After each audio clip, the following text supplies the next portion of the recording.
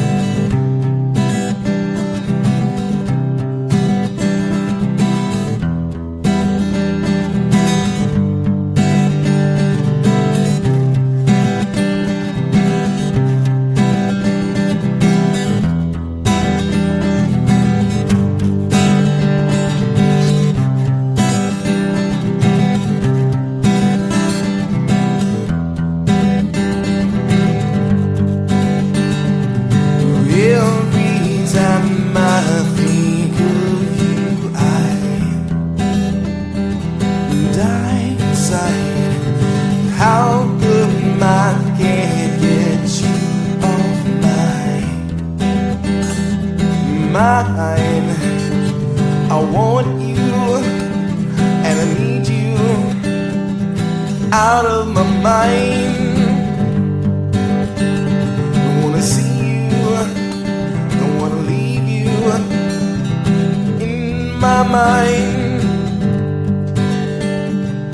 All those days I spent thinking of you was happy days. Now those days are all but gone, and so are you. Don't you ever think of me and what we could be. Don't you ever think of me, yeah.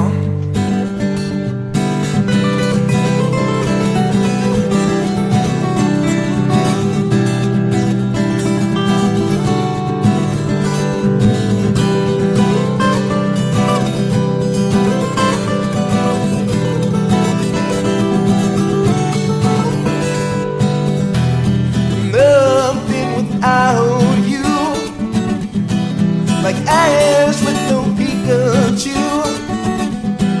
So what am I gonna do without you?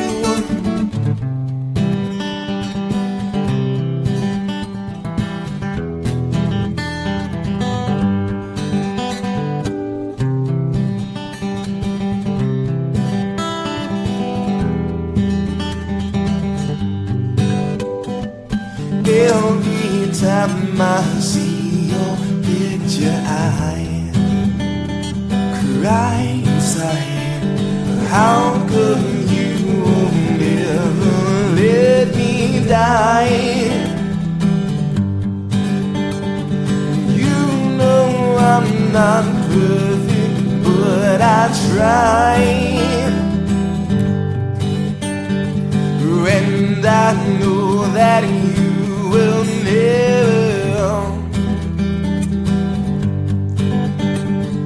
Don't you ever think of me and what we could be. Don't you ever think of me, yeah. Don't you ever think of me.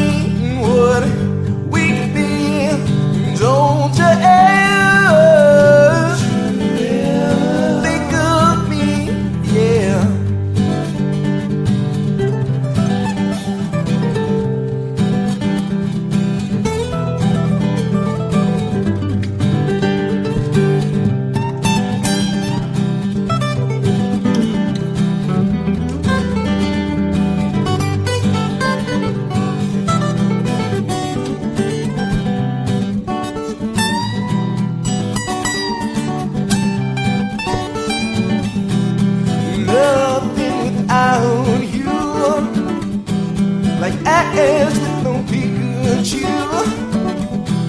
So what am I gonna do without you? Don't you ever, don't you ever, don't you ever, don't you ever,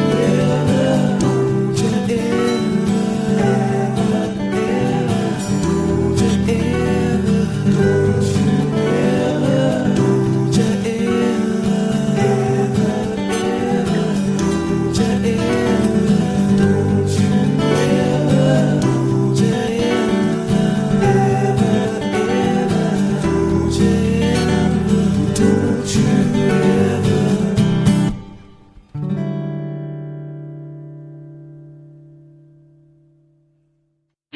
I have the same melody in my head for like weeks, and I won't get tired of it for some reason. It's most people are like, I can't stand having that stuck in my head. I don't know. I'll have something stuck in my head for weeks. Yeah, no, it's actually I noticed that. So try to stay pretty close to that one. Okay. 1 2 1 2. Yeah. 1 2. There we go. Yeah, when I'm driving, listening to podcasts has actually been a nice thing that I don't end up humming this. Like, if there's conversation going on in the background, they'll clue into that, and I won't be like singing in a circle over and over. Yeah. I feel like listening to podcasts makes it worse for me because I listen to fewer songs to clear out whatever's in my head. So, like, since I don't listen to music as often as I used to, if that one little melody, or more often than not fragment of like a melody gets stuck in my head on loop, it's just there forever. Yeah, exactly. I find a lot of times I end up doing like I'll just go around the circle of fifths a bunch. Like, so in your head? In my head, yeah. It's not like I'm trying to, but just like it'll be a snippet, like ba-dee-da, ba-dee-da, ba-dee-da, ba-dee-da, ba-dee-da, ba-dee-da, da da da da da, ba-dee-da. You know, like just round it off and go around again. For some reason, that makes sense for you. I can picture you just walking around or driving around all day with the circle of fifths going on. That's in your also head. like if I see a concert and they're playing like Bach.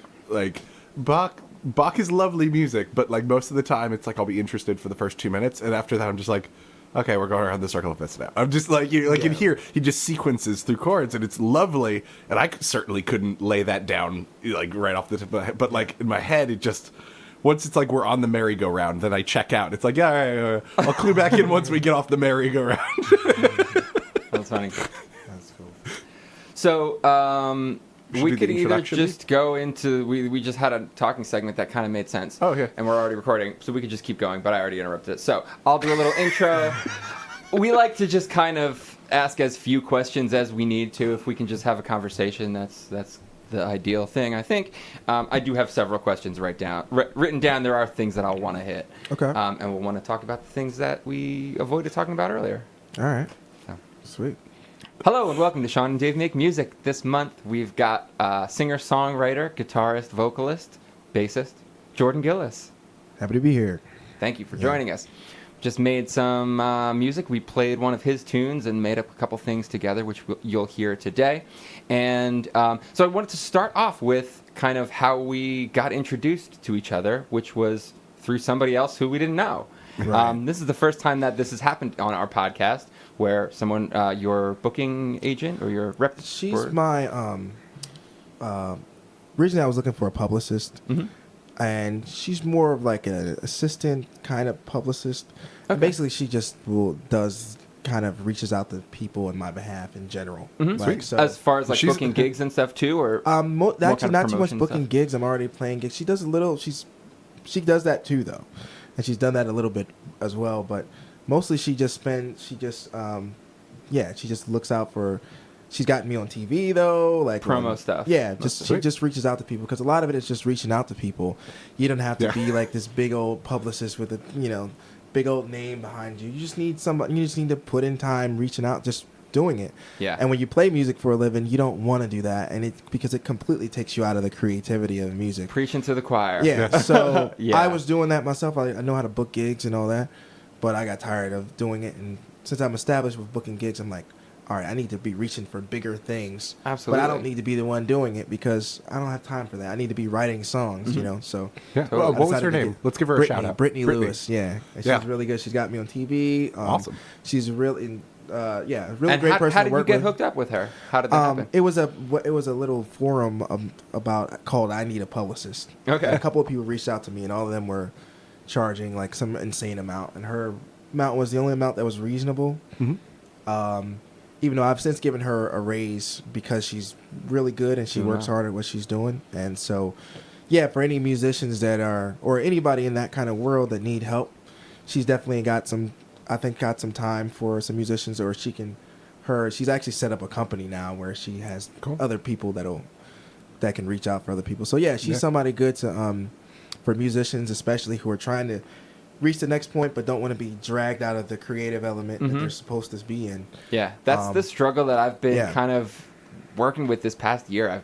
I've reached out to some managers and agents and had some feedback and haven't been picked up by anybody. The next thing I was thinking about doing was just posting an ad on ZipRecruiter or one of those sites and say I'm looking for help with management, booking, and things like that. So that's interesting that it came from like a forum, like you said, like a showcase, basically. It was basically, there's a forum on Facebook called I Need a Publicist. Oh, I just okay. put up a little ad saying, hey, I need a Gotcha. publicist to help me. And a whole bunch of people contacted me.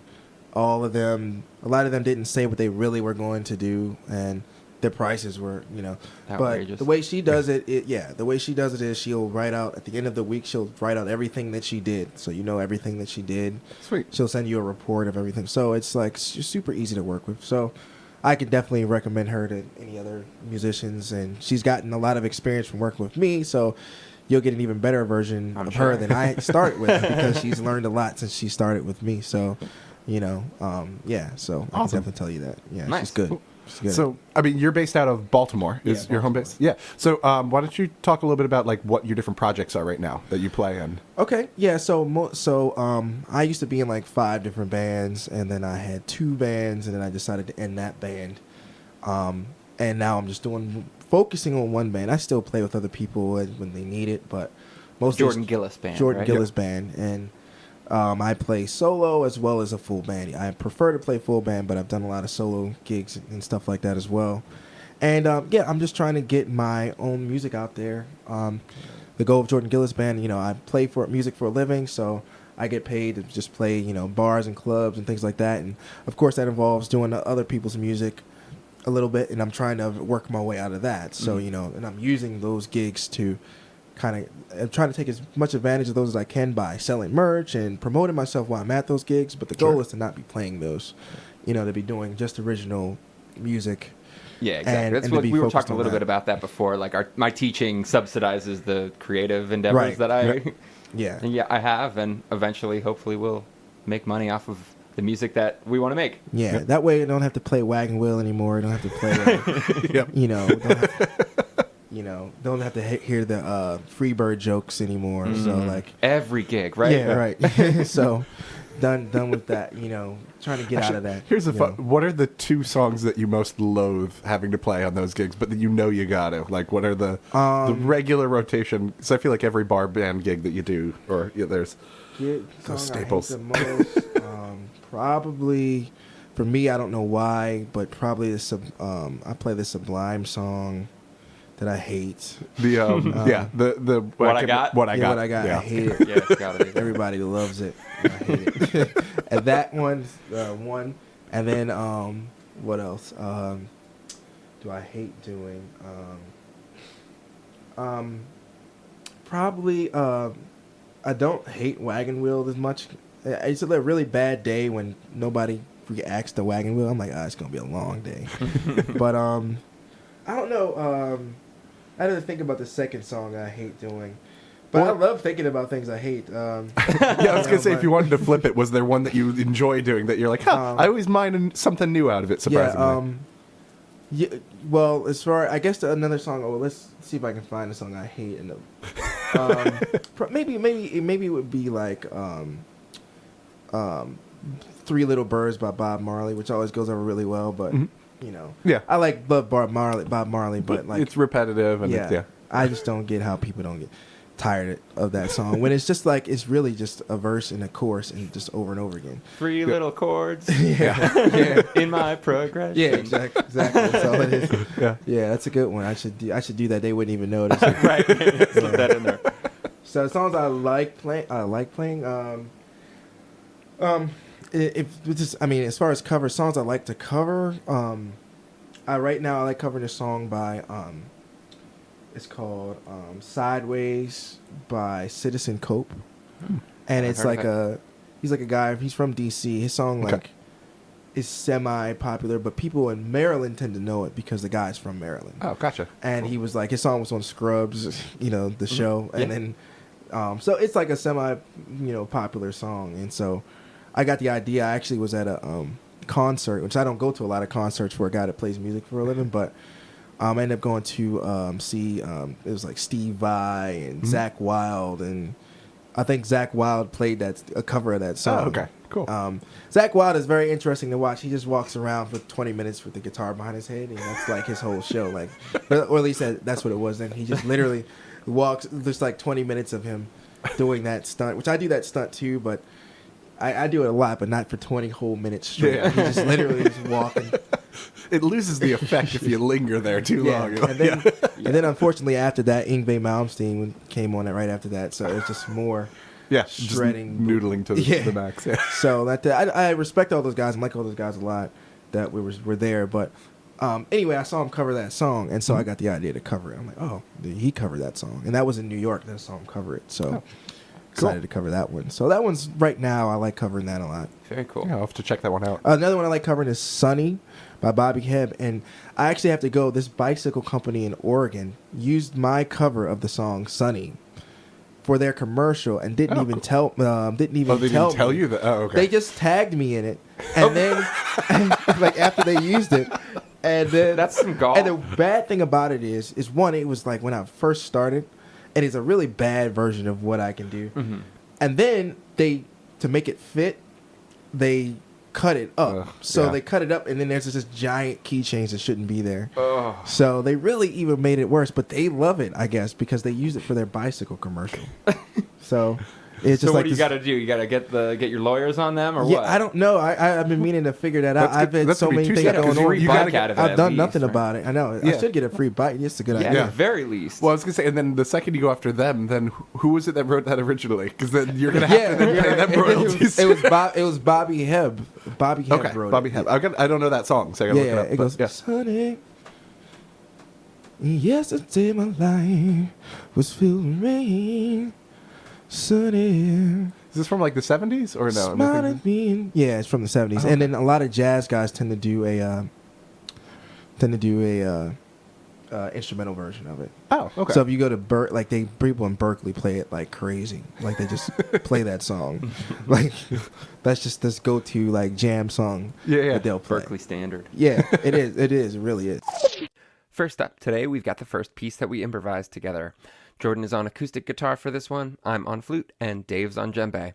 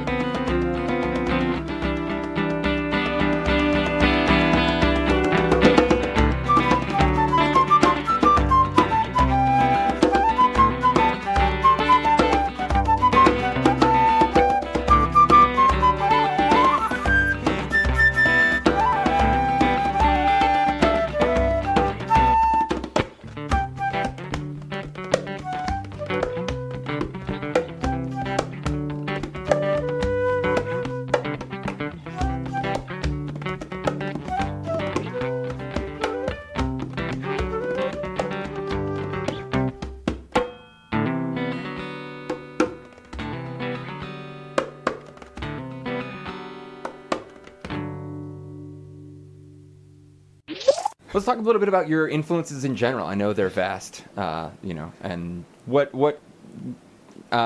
was your earliest kind of significant musical experience that got you hooked? Where'd you start out on, singing or I started on guitar. Guitar? And the first, when I decided I wanted to play guitar and just be serious about it, was when I saw actually Crossroads, the movie with Steve Vai and Ralph Macchio. Okay, I've never seen that. No, I haven't seen it. Okay, so basically, it sounds really weird. It's Karate Kid, but guitar. It's a guitar version of Karate Kid. I've got to see this. And so Steve Vai is like the Miyagi character? No. There's this old, old black dude. He's like the Miyagi. Okay. He plays harmonica, and basically he had sold his soul to the devil. And anyway, Ralph Macchio has to, because it's called Crossroads. Mm-hmm.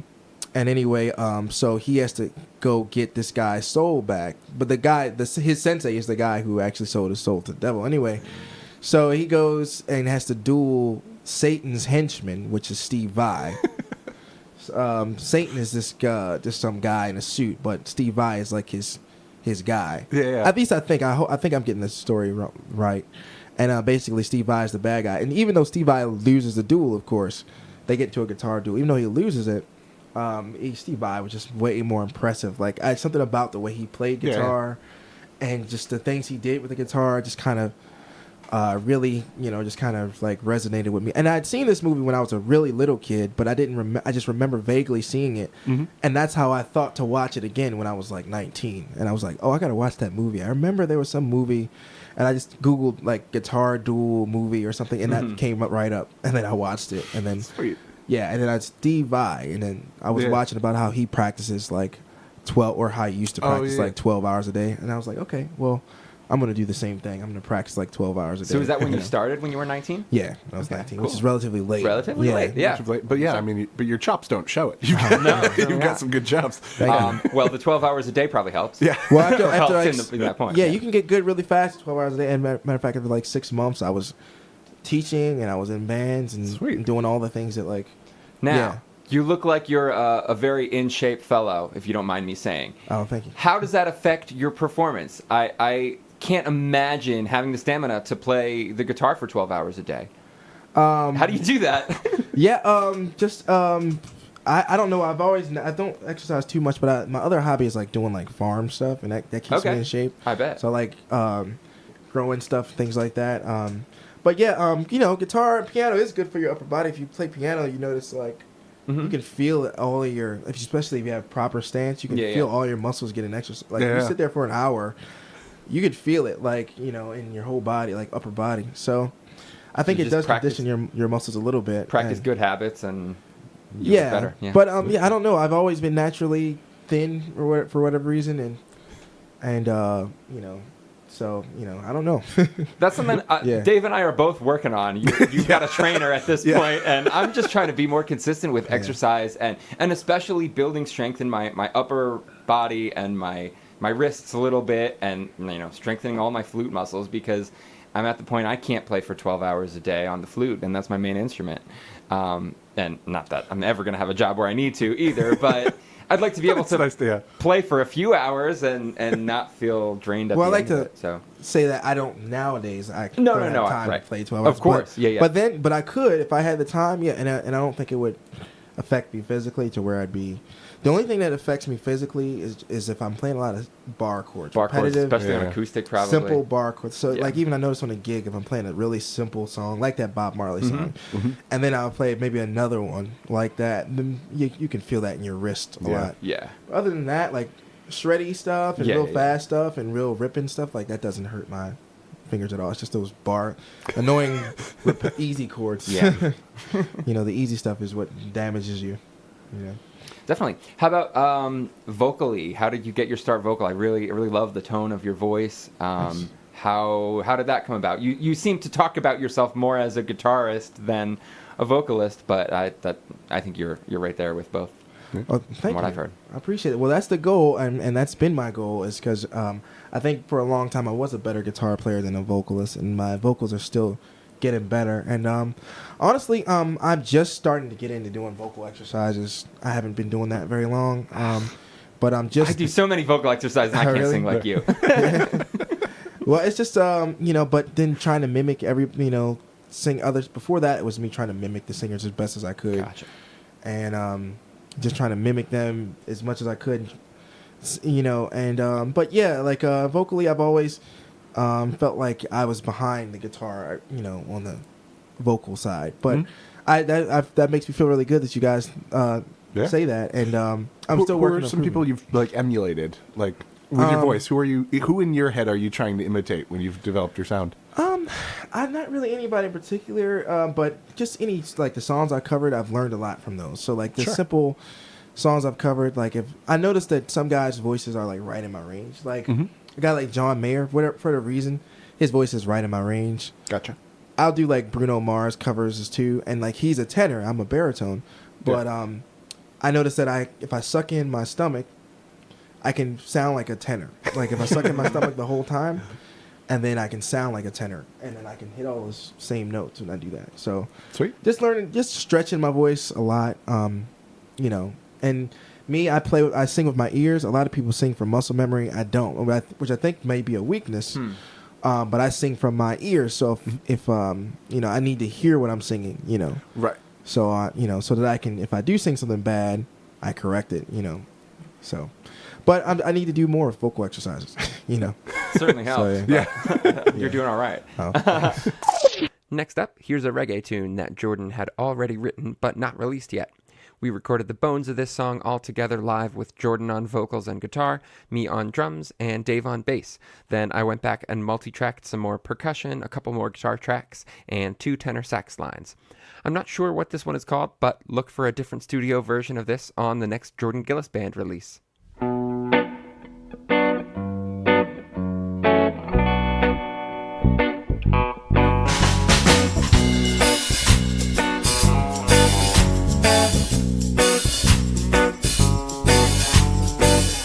Lord, please won't you help me to overstand?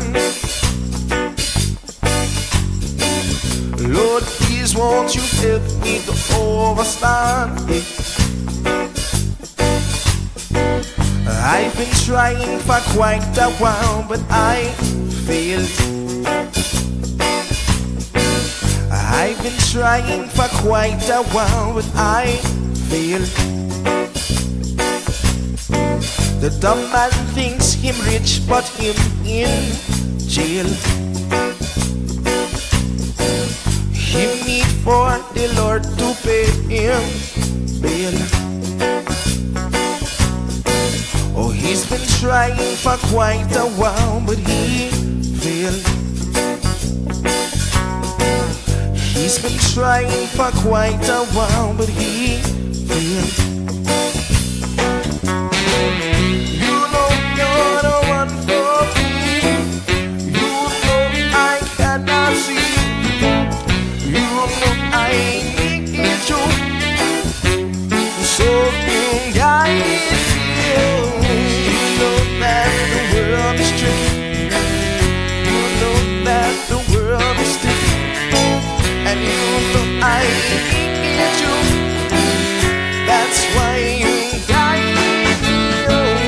Lord, please won't you help me to overstand? Lord, please won't you help me to overstand? I've been trying for quite a while, but I failed. I've been trying for quite a while, but I failed. The dumb man thinks him rich, but him in jail. He need for the Lord to pay him bail. And he's been trying for quite a while, but he failed. He's been trying for quite a while, but he failed. The one for me. You know I cannot see. You know I need you. So you guide me.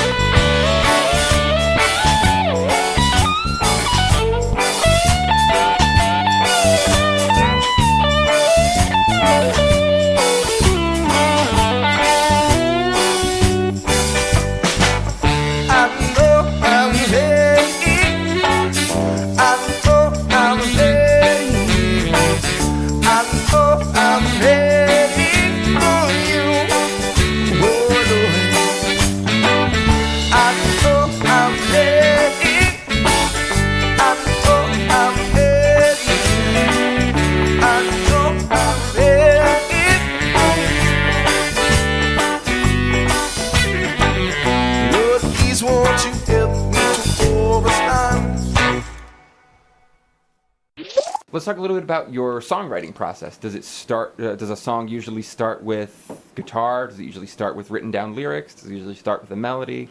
How do they come together? Usually I'll hear it like literally will. It'll be usually during like a nap or like a sleep. Not like usually like I'll be asleep and I'll hear this melody in my head, and then I'll try to. If I'm smart, I'll try to record it, or because if I don't, I'll forget it. Mm-hmm. And Voice I've lost memo. a lot of good songs by not doing that. So I've Totally. lost probably more good songs than I've written just by not getting there in time. And then like, what was that? I thought there was no way I would forget that, and then I totally just forgot it. Yeah. So doing that pretty much has been the main way I've written songs. And So it's, melody first, and then lyrics, or then guitar. it's usually some kind of melody first, or sometimes I'll be just fiddling around and then something will stick to where I really like that, and then Yeah, I'll like write when you something when on you that. were kind of going finding those grooves with the improvisations, it seemed like that just flowed out of you really naturally. Like,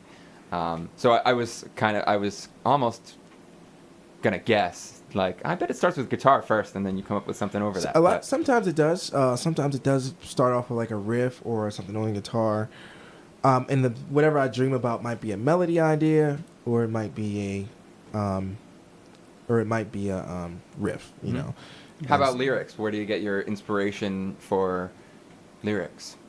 Just from stuff that happens in life. I try not to be too like corny. Don't we all? but stuff that happens in life. So like, and now I realize that I can write a song about anything, and nobody has to get it, and that could be Totally vague and just it could be talking about and then somebody else can come up to you. That song really meant something to me with the part where you said that, and to them it means something completely different. Yep. But to you, that's not what it meant. But that's fine because if they dig it for that reason, that's awesome. Exactly. So, lyric wise, it's not too hard for me to come up with lyrics. I'd say lyrically, I give myself like a B-. Like there's some people who just write lyrics all day, but I can write lyrics. It's kind of how I feel. Cool. But it's not like you dream them up and you have to run and get a pen. Yeah, and no, I'm not write like down that. this verse. Yeah, I'm not like that. Yeah. Interesting.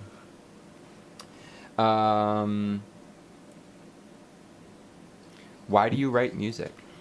Why do I write music? I know that's a deep question. That's hard, but Yeah. think about it for a second. I don't know.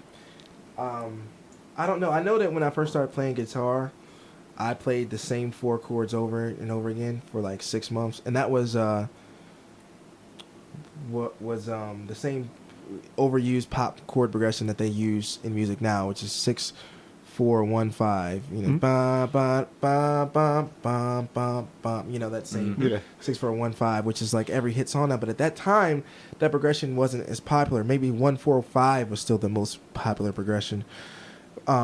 But anyway, I just kept playing it and thought it sounded cool on the guitar, and I just kept playing it. So I guess I can obsess over it, and that's why I can, write the songs. It's just because I can sit there and obsess over it. And what's the payoff? What's the reward for this difficult path that you've chosen as a full-time musician? You said I'm not gonna have a non-musical job. You suffered through some hard years, you said, of being broke, and what's kept you going? What's the reward? Is it that feeling on stage? Is it recording music? Is it the writing process? What's the most rewarding part that keeps you going? It's definitely all those things. Like first of all, and one thing not mentioned is the freedom that you get. Obviously, Being your own boss. Yeah, being your own boss. Nobody can really fire you. You can just, and nobody can stop you from, playing the guitar or whatever instrument you play, because it's just like, I can keep playing the guitar, and no matter what happens. And the cool thing is like, in the world of a musician that's just surviving, you got all these little relationships. You got all your students, you got all your gigs in all those different venues. You got your agents. If you don't like something with this agent, you can say, you know what? Forget you. It doesn't make you don't make or break me. You can say the same thing to a venue you don't like playing it, and you can say the same thing to a bratty student. So like or like so you could do that with all of those things. And so one, the freedom, you have the freedom to, none of those relationships make or break you. And that's why with a job, you just have that one relationship with your job. And if that relationship goes bad, then you're screwed, Yeah. So I think musicians have like an advantage in that way. We have all these little relationships, and none of those relationships really can make or break us. That's a really awesome way to think about it, and I Yeah. never really thought about it that way. I mean, I always have this just like underlying anxiety that my life is going to fall apart. We probably all have that, but on some level. But that's a really cool way to look at things. I'm not just relying on my one boss who might fire me Fire you for no anytime. reason. And if that one job goes toxic, your life is going to be hell for a long time Yeah. until you get out from under it. And it happens to regular people all the time. yeah, And you never People have get to laid worry- off left and right. Yeah, you never have to worry about. It's like we have a medium anxiety that we have to deal with all the time, but they have this like it's Pressure. like a 90% chance it won't happen, but there's that 10% chance that you'll be totally screwed. And that's catastrophic. yeah, exactly. Yeah. When we don't have that, we just know. Yeah, Everything's gonna this be gig pretty could go good, wrong. yeah. Yeah. Like we just have a medium level of anxiety we have to deal with on a consistent basis, I guess. And you do have to have like the tolerance to deal with that kind of anxiety. It does cause Absolutely. anxiety, you Yeah. know. Yeah. I think about anyone living in this world, or particularly this country right now. You've got to have a lot of anxiety with, a lot of existential dread. At least a little definitely. bit of that is always under the surface. So many things that can happen to you. Oh, yeah. Especially in this country. Like, Oh yeah. this is a dangerous country, man. Like, yeah. I totally agree with you. Yeah. What are we? But all those other things you mentioned too, about music, I love being on the stage, and that's another thing that's helped me is I feel like I've become a performer. So I love to like show off and perform, and I like to do crazy things on stage, and I'm very comfortable. Even though I'm a quiet guy in general, like when I'm on stage, I'm just completely comfortable. So give you And- like your persona almost. To, Yeah. And I'm There's a really, separation there. yeah, and I'm Yeah. super comfortable on that, and I love doing that, and I know when I'm doing that, that's what I'm supposed to be doing, and the songwriting right. too. And Yeah. whenever I can listen to a song I wrote, it doesn't even matter if anybody ever listens to it. It's just that this is a song, it's recorded, and it's there forever, and nobody This can. wasn't in the world before. Yeah. I wanted to hear it, and now it is. And it's there forever, and nobody can take that away from you. Totally. It's always going to be out there, and then maybe somebody, 300 years later listens to it, or Yeah. maybe your great grandson who you never met listens to it, like, oh wow, this is my grandfather, or Yeah. you never know what could happen. So or it could become a hit, and then tons of people could listen to it. So Either way, good. yeah, Either way. exactly, it's all great. This next tune is the third and final piece we improvised together. This one is very relaxed and somewhat atmospheric, and it unfolds over about 6 minutes. Dave played bass for this one, I stayed on flute, and Jordan played electric guitar.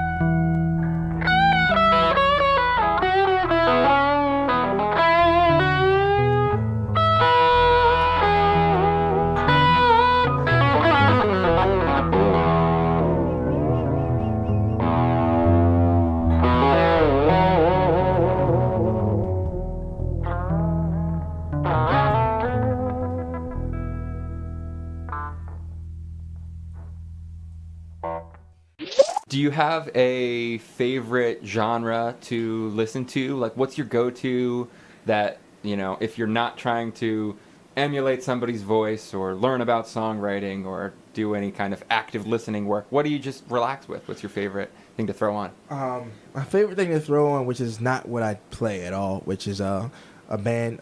My favorite band is this band called Kill Switch Engage, which people don't. They're like a melodic metalcore band. I have heard of them. I And, like, won't say I've could sing one of their songs, but I've heard of them. When I first started playing guitar, I just used to listen to them, and like, I don't know, I still listen to the same album that I used to listen to back when I first started playing. Mm-hmm. And whenever like I listen to that, it just, I don't know, it brings this good feeling that I had listening to the music. So. And I've got a noob question. What is melodic metalcore? Like, what's the melodic part mean? Is that just like vocals instead of screaming, or? Yeah, it's got the screaming and the heaviness of, like, I guess you could say death metal or whatever, or like thrash metal. But then it'll switch off to this really positive vibe out of nowhere, and it's like really cool. And most of the bands that play that kind of music are usually positive messages. You know, that sound bad, but if you listen to the lyrics, like, it's really positive stuff. So like, cool. So, and it was at the time in my life, all the stuff it was singing about was what I needed. Like, it's there's a song that is called "Let the Bridges Burn," so it's like burn all the bridges, and that's kind of what I needed to do at that time in my life. Mm-hmm.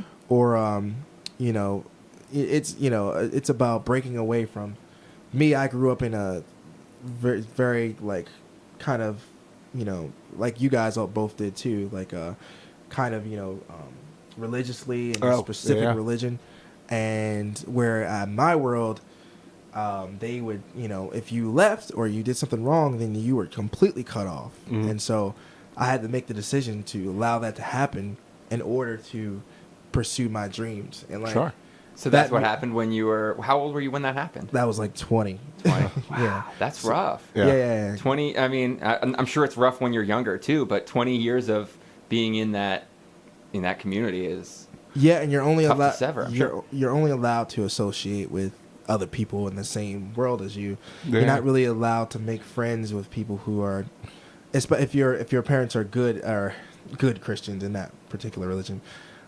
So you're not allowed. Was Jehovah's Witness? Is that what? Yeah, I was a Jehovah's Witness. So you're not really allowed to associate with other people and all that, and who are not Jehovah's Witnesses. You can talk to them, but you're not really supposed to make friends with them. And so by the time you're 20, all your friends are Jehovah's Witnesses. Yeah. All your family that is there is Jehovah's Witnesses. Even my families are disconnected from each other that aren't Jehovah's Witnesses. And so, was it in obviously it was a disconnection from a lot of that, but was it also a connection with some of the other people who you weren't able to associate with before, other family members? Yeah, and things I've actually since with those people. connected with a lot of family that we were disconnected from.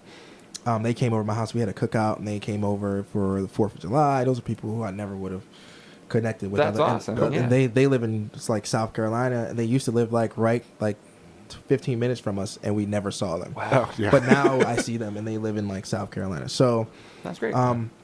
yeah, that kind of thing. So that's definitely a big part of my life, and I still try not to talk about it, only because I don't want to. I shouldn't feel bad about talking about it, but I don't want to.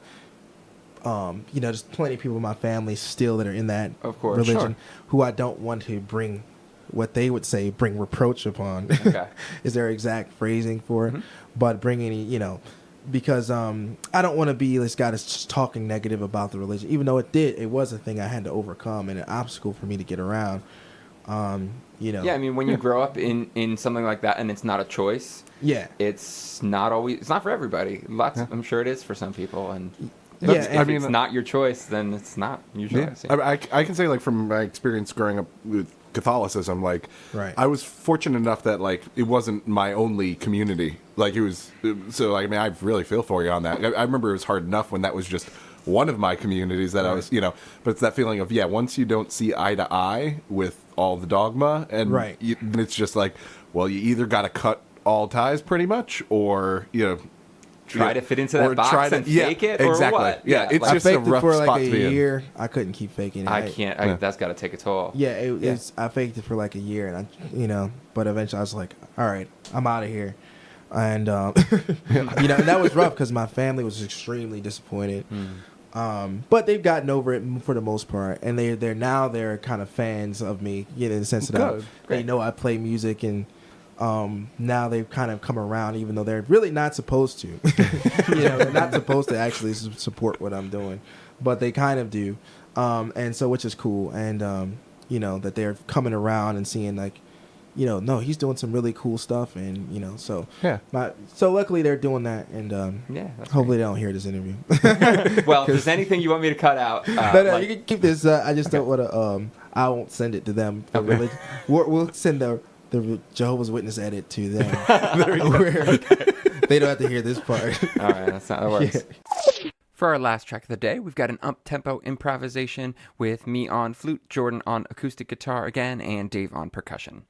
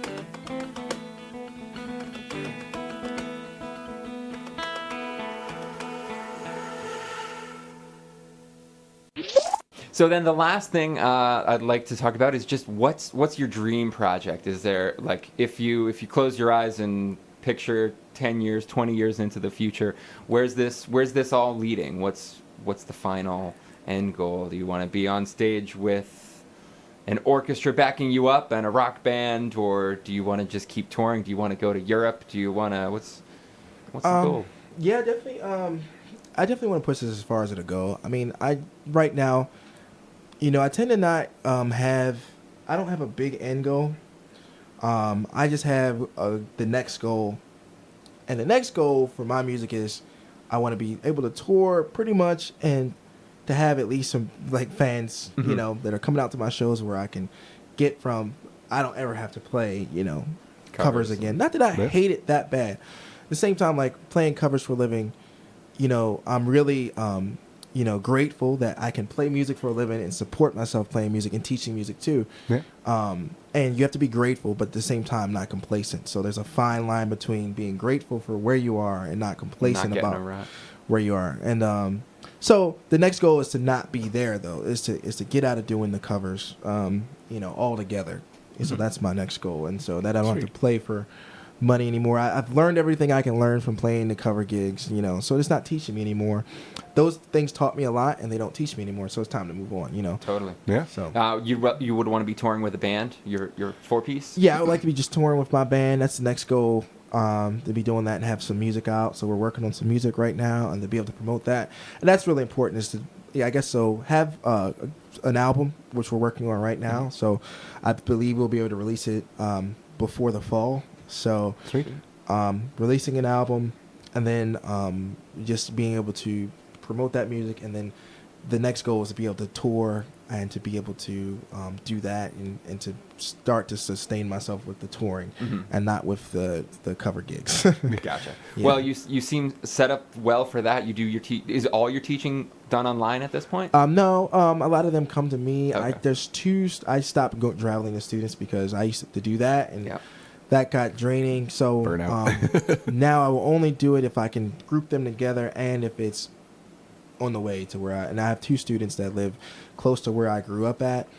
And so I'll teach them on Tuesday. I'll travel to them. And it's literally 2 students that I still travel to.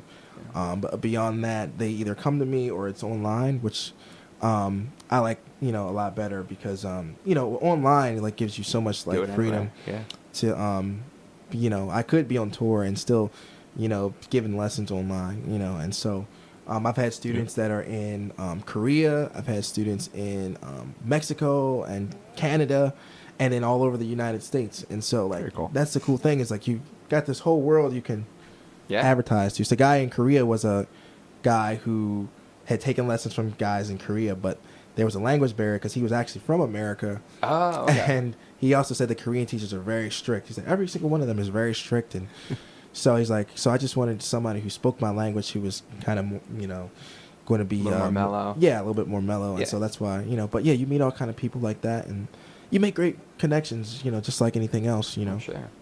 That's cool. So yeah. Awesome. Well, where can our listeners find more about you and hear some of your tunes? You want to plug your things? They can check out JordanGillisMusic.com. So we'll post the link too, of course. Okay, and then there you'll find me on Spotify, on Instagram. At Jordan Gillis Band is my Instagram. At J Gillis Band is my Twitter. And then one of my cover band jokes is you can find me on Christian Mingle and Tinder also. Tend to say that in my cover band gigs. And no, I'm just kidding. But yeah, you could those places, to find my original music. All right, awesome. Yeah. Well, thank you again for being here. This was a really nice, refreshing, totally different episode than we've done. I think it was great. So, Tons of fun. Awesome. I'm glad Brittany reached out. Thank you, Brittany. Yeah, and then you, definitely hit Brittany if you want to. If other musicians are listening to this, she's a very great person to work with. So where's she based out of? She's in I think North Carolina or South Carolina. I think she's in Beauty of the South internet. Carolina. Yeah. I forget. But she's in the one of those Carolinas, and so I've never met her in person. But she's good But that works. at what she does. Awesome. Sweet. So, All right. Well, thanks again. all right, great. Thank you so much for listening to Sean and Dave Make Music. If you like our show and have an extra 5 minutes to spare today, please head over to Apple Podcasts and leave us a rating and a review. Please also continue to spread the word with your friends and colleagues if you think they might be interested in what we do. If you have questions or comments or would like to submit a prompt for us to improvise off of, please send us an email at seananddaveMakeMusic@gmail.com. You can also find us on Facebook and Instagram. Just search Sean and Dave Make Music. Write out the word "and" instead of using the ampersand like in our logo. And don't forget to follow Jordan Gillis and the Jordan Gillis Band. You can find him on Facebook and at jordangillisband.com. We'll be back next month with some more music and another fantastic guest. See you then.